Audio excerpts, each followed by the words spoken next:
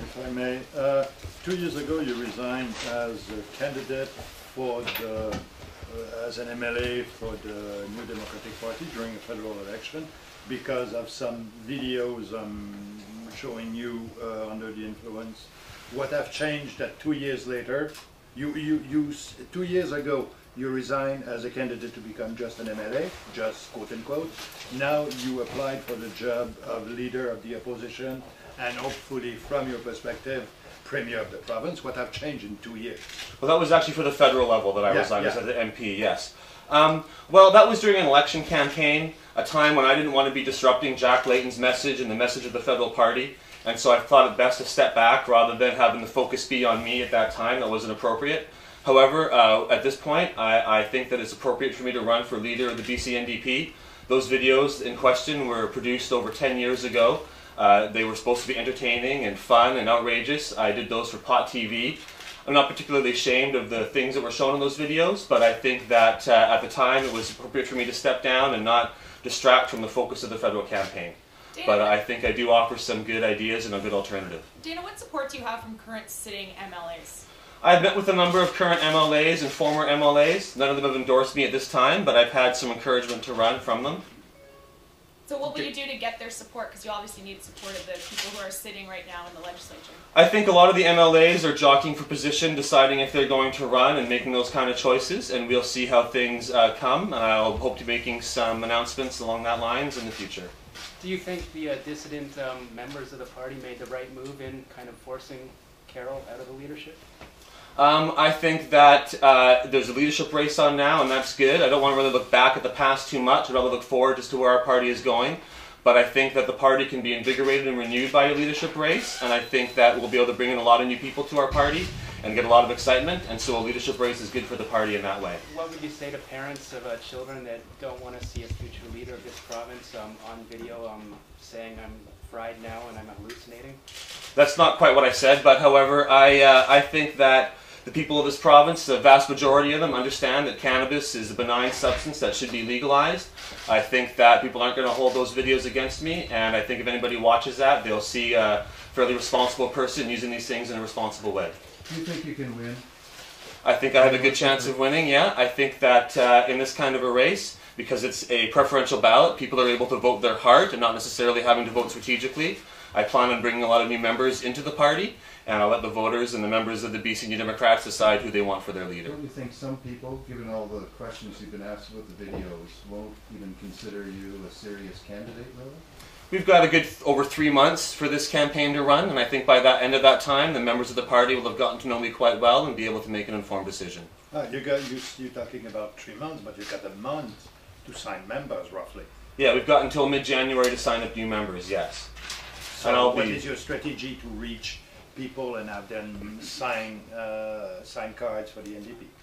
Well, we're reaching out to people all across the province. We're sending out our membership form packages to supporters all across the province and urging people to sign up new members, and I expect to sign up a substantial number of new members. What is your strength in the interior? You're pretty well known in Lower Mainland, largely because of the dispensary, but how do you evaluate your strength in the interior? Well, I think my core constituency is medical cannabis users and people who want to see an end to prohibition, which I think is a lot of people in this province. There's many, many thousands of people who use medical cannabis in British Columbia, and I'll be reaching out to them and encouraging them to get involved. And anybody who believes in this issue, I think, is part of my core constituency, and the people that I will be signing up and encouraging them to get involved in the BC New Democrats. Now, you might be seen as kind of a one-issue candidate to the public. How are you going to try to expand your public image? Well, I brought forward a number of issues today, and one of those is certainly cannabis. It's a big issue. It's our province's largest industry, and it's something that I think should be brought above board and legitimized and taxed and regulated. So it's an issue that I want to bring up, but I have a lot of other issues that I bring up as well, and I think just because somebody works in a particular field doesn't mean that's all they're interested in. If I was promoting racial justice or sexual equality, doesn't mean I'm not interested in the environment or in cannabis reform.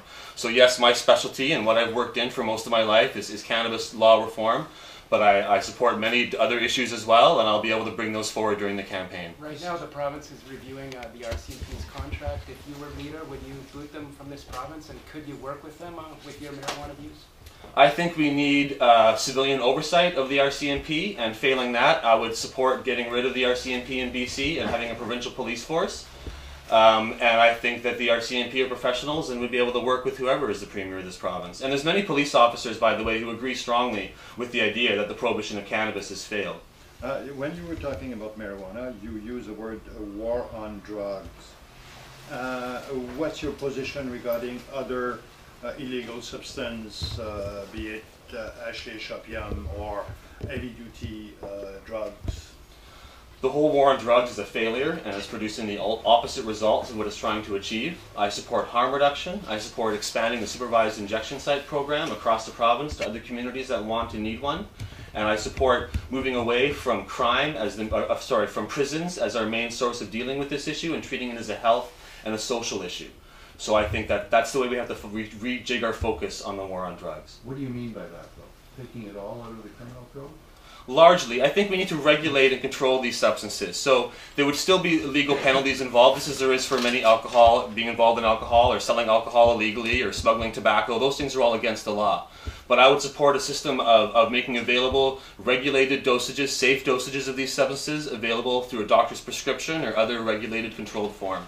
Cocaine, ecstasy, heroin? I think that people who use stimulants or opiates, cocaine or heroin, should be able to, who are addicted to those things, should be able to get a prescription for that from a doctor to take them out of the criminal justice system and treat it as a health issue. Someone should not be put in jail because of what they put into their own body. That should not be a crime. That doesn't mean we're going to have these things totally unregulated and available in every way. In fact, that's what we have now, is an unregulated system where it's very easy to acquire these things without any kinds of regulation or control. So I would support a regulated access system. Do you think it makes sense to spend so much money on policing when we could do it another way? Harper is going to be spending billions of dollars on building prisons, and we're losing a lot of money, spending a lot of money on policing that we don't need in this province. We should be focusing police resources on real crimes and not on people who choose to use marijuana or people who are addicted to other substances. Those people are not criminals and should be taken out of the criminal justice system. So right now, what's the NDP's position for the marijuana legalization? The NDP official policy is to support legalization of marijuana at the provincial level. The party has many policies, not all those make it into the platform or become a high priority for the party. So I support the party on this issue, but I would like to see us make it a higher priority and a more important issue and something we bring forward in the next election campaign. Going to now, indicating you have some support from the party. You're here alone. Is there anyone that supports you? Is there any reason, like, why should the public take you seriously? I have a lot of supporters in the party, but I'm also somebody who is outside of the inner core of the party, I would say. I'm someone who offers a different vision and a different alternative, and I think that's an important thing, that the race have a lot of choices in it. And I think that over the next few months, people will get to see what I have to say, and the voters of the NDP can decide for themselves. So far, there's nothing you can point to that shows you have support in the party. I'll be bringing out more information like that over the coming weeks. You're applying for the job of leader of a party that have just expelled, that have forced a leader to get out of the party, who had 85% of support of the party apparatus on one side, 60% of support of her caucus, and she was nevertheless forced to resign. How the hell are you going to lead such a party? I think the NDP will pull together around whoever becomes the new leader. I think that there's always internal challenges and conflict in any party. There's some unfortunate aspects to how this played out. But I believe that whoever the new leader is, the party will unite behind that person and go forward into the next election as a solid team working together for the people of this province. What if you're not picked leader? Are you going to run for MLA? It's too soon to make decisions like that, but I'm certainly a die-hard member of the New Democrats, and I plan on staying that way for a very long time. So I will continue to be involved in the party and help the party make progress, regardless of who becomes the leader.